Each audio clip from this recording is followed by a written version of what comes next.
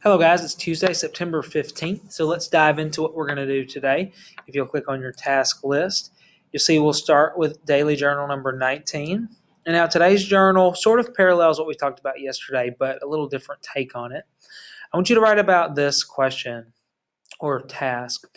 Describe what it's like to live in the country, if that is where you live. Most of us that are, North Mississippians, we tend to live in a pretty rural area. So tell me, what is it like to live in the country? Do you like it? Do you dislike it? What do you like or dislike about living out kind of maybe on some land or sort of in a rural area? And if you don't live in the country, then perhaps you can just tell me what it's like to live wherever you are. And the reason I ask this question in your journal is because for today's reading, which you can see in your task list, we're going to read two poems from a really great book. Let me show you what the poems look like, and then I'll give you a little background.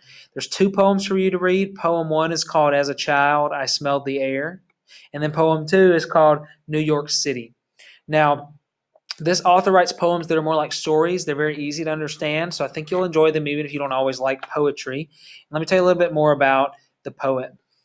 These are both from a book called Brown Girl Dreaming by a poet named Jacqueline Woodson. Here's a great picture of her I found with the author Jason Reynolds, who a lot of you read his book Ghosts last year with Miss Mac.